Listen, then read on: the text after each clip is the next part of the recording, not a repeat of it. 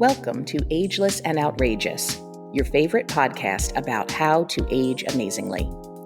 I'm urogynecologist and hormone and sexual health expert, Dr. Kristen Jackson.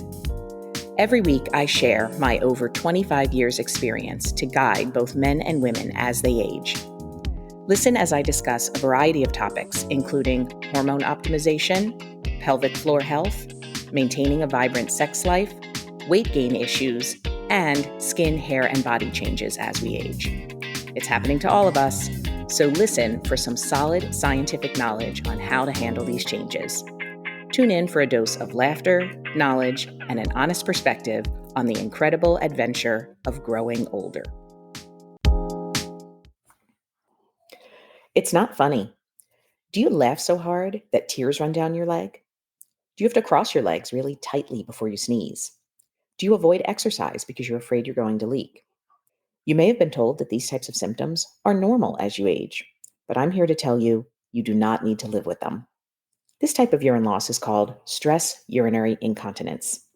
It means when you put a stress on your bladder, like a cough, a laugh, or a sneeze, that pressure pushes the bladder muscle open and some of the urine can come out.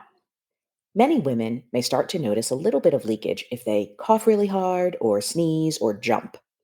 Over time, as the condition worsens, you can start to leak urine even with lesser activities, like bending down to pick something up off the floor or even just stepping off the curb. While stress incontinence may be common after childbirth and also with aging, it's not something you have to live with. And there are so many treatment options that can help keep you dry. Just because something is common doesn't mean it's normal. So we often tell people, is the common cold normal? No, it's not normal to walk around with a cold, but it is very common and lots of people suffer from it. So what's happening with stress incontinence is that the muscle that closes off the bladder is no longer strong enough to keep the bladder closed when we press on it with a cough, a laugh, or a sneeze. Most women first start to notice the symptoms after they've had a baby, but some women can even get it before having babies as well. But the weight of the pregnancy and the pressure of vaginal delivery can weaken or even damage the bladder closure muscle. You may or may not notice it after your first child, but sometimes it gets a little worse after your second child. And then many women will say the incontinence doesn't get worse at all until they go through menopause. The loss of hormones during the aging process seems to weaken that muscle a little bit more, and stress incontinence can get worse at this time. Carrying excess weight, especially in your middle, can put more pressure on the bladder muscle, and that makes it worse. As can having jobs where you're constantly lifting heavy things.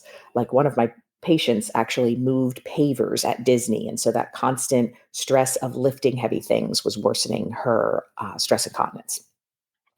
I had another lady whose job was unloading the trucks at the Walmart.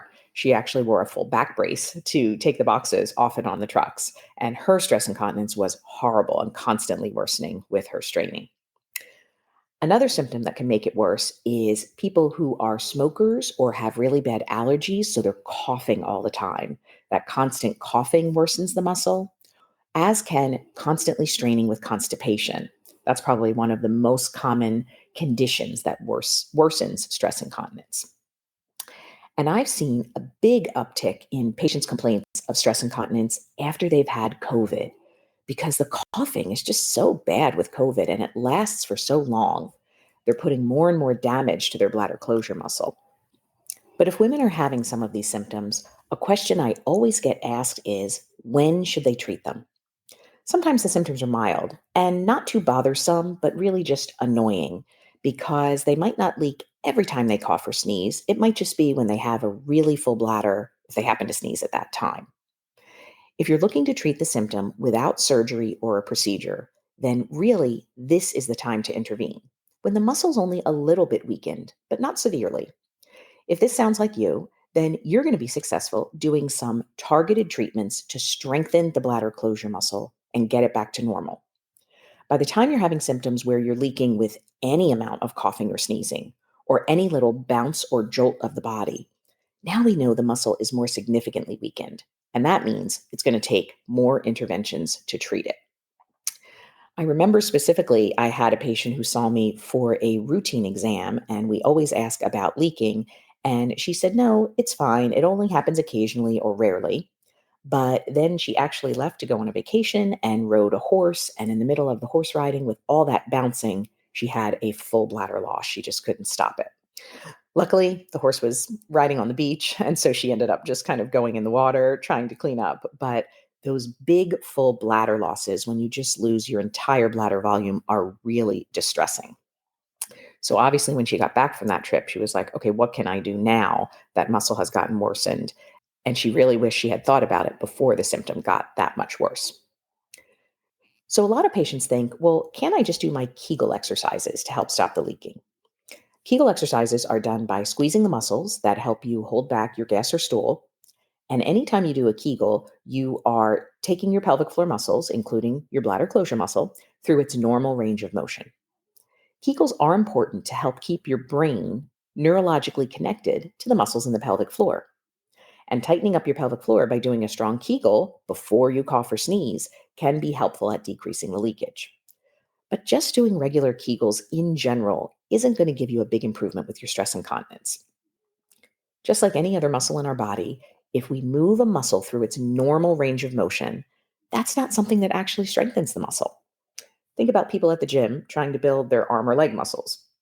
They're not just moving their arms and legs through normal range of motion, they're straining those muscles past their normal activity, which is forcing the muscle to grow in order to manage the stress and strain. And this is where therapy comes in.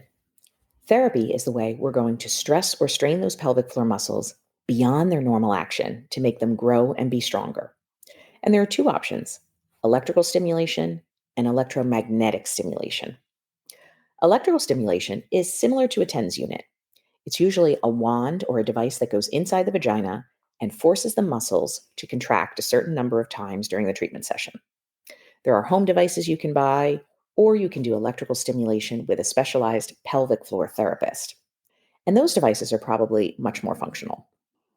But electrical stimulation simulates what a Kegel can do. You're just doing it more consistently and more regularly than you're likely to do on your own with Kegel exercises. Studies have shown that many patients can see some symptomatic improvement, meaning they're reporting less leakage after treatment with electrical stimulation. But we don't have any studies that show that the pelvic floor muscle and the bladder closure muscle itself gets thicker or stronger with electrical stimulation. Electromagnetic stimulation, on the other hand, has both symptomatic as well as objective muscle improvement. You've probably heard me talk about this before, but this stimulation is done using the Emsella chair. It's a specialized chair that you just sit on, so nothing needs to go inside the vagina. The chair will focus a cone of electromagnetic energy through the pelvic floor. Unlike electrical stimulation, electromagnetic stimulation is going to activate all the muscles in the pelvic floor, including the bladder closure muscle. And it's going to force that muscle to work much harder than just during a natural contraction. Because of this, we not only see patients reporting less urine leakage, but we can actually see the muscle lifting and growing on MRI studies. So I see significantly superior results using electromagnetic therapy as compared to using electrical stimulation. If you do either type of therapy and you do see results, they're both going to need some type of ongoing maintenance. Just like you can't work out at the gym and build your muscles and then stop working out and hope to maintain those muscles, the same is true with the pelvic floor. Once you've strengthened the pelvic floor to where you want it to be, you want to maintain it with ongoing treatment sessions. So, strengthening the bladder closure muscle is certainly the most natural way to get your stress incontinence back to normal. But some patients need additional help. They actually need something physical that's pushing on the bladder closure muscle and helping to keep it closed. And there are several pessaries, which are vaginal support devices, that are specifically designed for this use. Incontinence pessaries usually look like a ring, and they have a fat knob on one area of the ring. They're inserted into the vagina, and the knob is positioned so it sits right under the bladder closure muscle. It looks similar to a diva cup, but it's a little firmer. And for some of our patients who have used a diaphragm in the past, it's similar to those as well. You can wear a pessary all the time, and it puts constant pressure on the bladder so it remains closed during physical activities. Some people only leak urine during a specific physical activity, like playing tennis or golf. So, in their cases, they might just put their incontinence pessary in during those physical activities, but take it out during other times of the day. Incontinence pessaries do require that you're fitted by a provider who knows how to manage them. And I like to teach patients to insert and remove them so they can care for the pessary themselves. But if your incontinence pessary is properly fitted, it can be a great solution to stress incontinence. There's also an over the counter product made by Poise. That's the same company that makes the incontinence pads. It's called Impressa. It looks like a soft rectangular tampon that goes into the vagina and springs open with the goal of putting pressure under the bladder closure muscle. Impressa can be worn up to 8 hours at a time, and you purchase and fit it all on your own. So you first buy a fitting kit, which has small, medium, and large sizes. And you start by inserting the small size and wear it during the physical activities that you do and see if it stops your leakage. If it does, it's your size, and then you buy a box of smalls. If not, the next day you try the medium size. And if that stops your leakage, you're a medium. And if not, you can move up to the large size.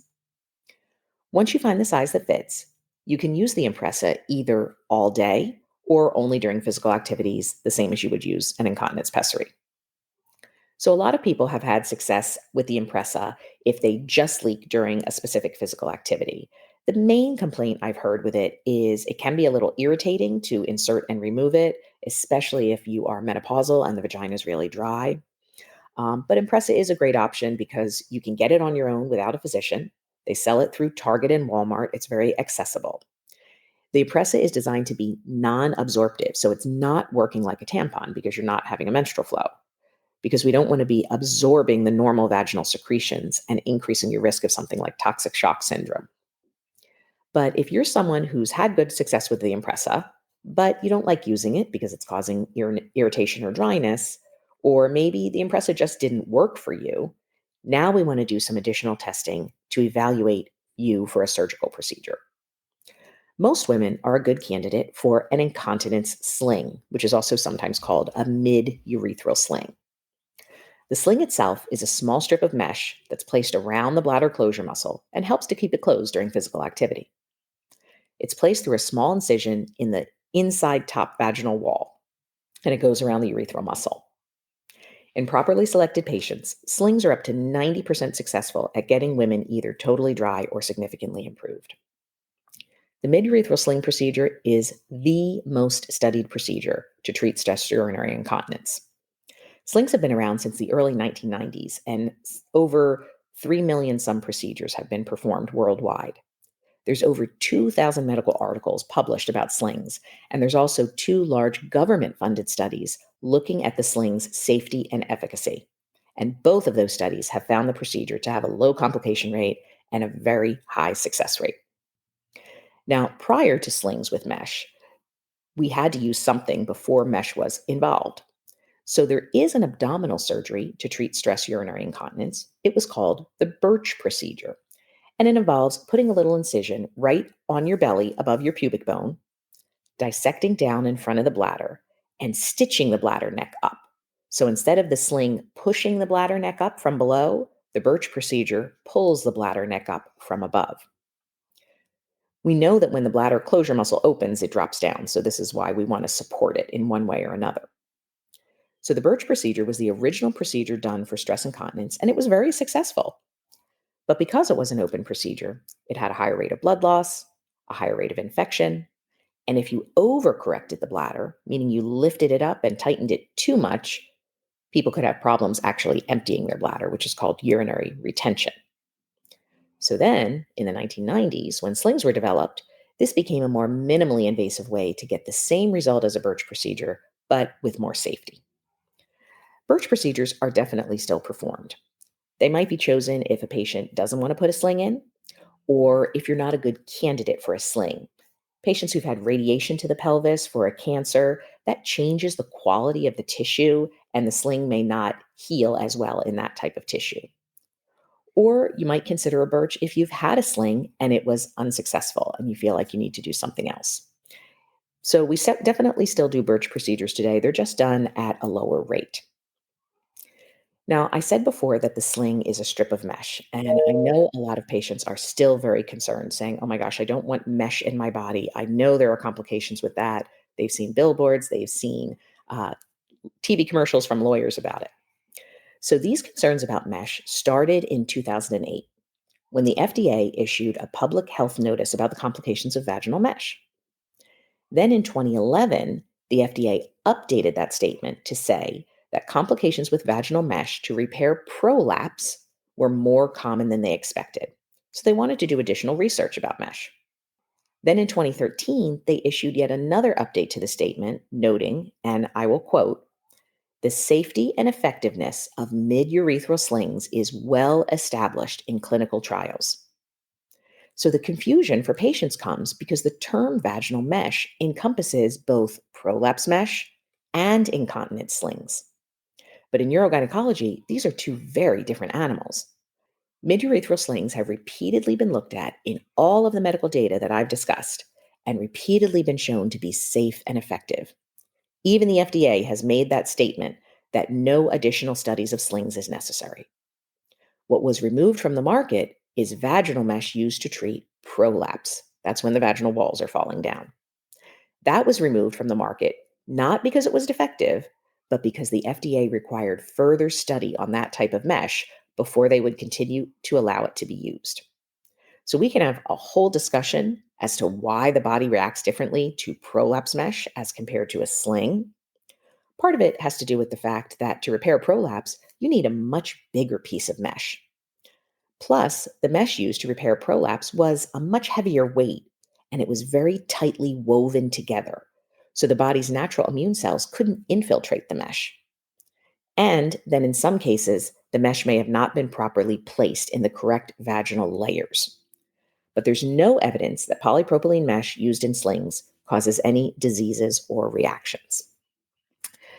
Now, if a patient wants the option of a midurethral sling, but does not want to use any form of mesh, your other option is to use a fascial sling. This would be a strip of material that's harvested either from your own fascia, it's usually taken from your inner thigh or your abdomen, and then it's cut into a long strip and placed around the urethral opening, the same way a polypropylene sling would be. There are also some strips of fascia that have been harvested from cadavers, and they can be used for the same purpose. The fascial sling, of course, is not going to have any polypropylene in it, but it will require a larger abdominal incision in order to tighten the sling to its proper tension. And it's been shown to be not quite as successful at treating stress incontinence as compared to the polypropylene slings. So for me personally, it's not going to be my first choice to do a natural fascial sling because I'm going to be giving my patients a bigger surgery with more recovery for a lesser result. And that's just not a good balance in my mind. So for most women, the polypropylene sling is going to be their best, safest, and most effective option. Now, if I have a patient who is anti-surgery, she doesn't want any procedures at all, with or without mesh, there is one other option that she may want to consider. In that case, she might think about a urethral bulking. This is an office-based procedure where we use a camera to look inside the urethra and inject a material into the muscle of the urethra to tighten it up from within. Typically, this is a procedure done when a patient has something called intrinsic sphincter deficiency. That means the urethral muscle itself is constantly open. It's sometimes called the lead pipe urethra because the tube is always open like a pipe would be. But in some cases, we do use it as an alternate to a sling if a patient declines surgery. The benefits of a urethral bulking are that it's a relatively quick office procedure that you can drive yourself to and from. It takes me about 10 minutes in the office to perform a urethral bulking. The downside is that the success rate is not quite as high as with a sling, and it's probably also dependent on the skill of the person doing the injecting. And it's also not as long lasting as a sling. Patients who have a sling placed can expect to have results lasting from 5 to 10 years or even longer after that surgery.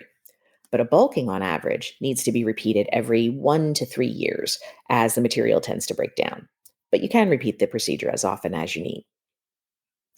So, how do you choose between all of these procedures for stress incontinence? A lot of it depends on your own personal choice. Some patients are looking for a surgical procedure, so they want the highest level of success. Others want to avoid surgery altogether. But might think that if I had an older patient who maybe isn't in the best medical shape to go through a procedure, Maybe a bulking is a better option for her since it's an office procedure and it still gives her very good results. Or if I have a patient who doesn't want to expose themselves to anesthesia, the bulking may be an option for them. And I did talk about what type of material is injected. There are actually a lot of different options. All the materials injected are soft beads floating in a dissolvable gel. We used to use collagen injections for this purpose, but the collagen only lasts between 3 and 6 months, so it wasn't a really good long-term solution. So you were guaranteed to repeat your bulking within at least a year. So now there are synthetic products that we can inject that stay inside the urethral muscle for much longer. And there's actually some research out as well on the use of stem cells to treat stress incontinence. The theory here would be that if you inject stem cells into the urethra, they would have the ability to regenerate into normal urethral muscle. And then it's the normal tissue that strengthens your bladder opening. That's not the standard of care yet, but it will definitely be interesting to see how that develops over time. So it's great to know that there are non-surgical options, there are treatment options, and then there are procedural options to treat this extremely common, but remember, not normal condition. Thanks so much for listening to today's episode. No information from this recording is intended as a diagnosis or treatment for any disease. If you are enjoying the show, please subscribe so you don't miss any of our exciting episodes. And we love to hear from our listeners and would be grateful for your positive review. We'll talk next time.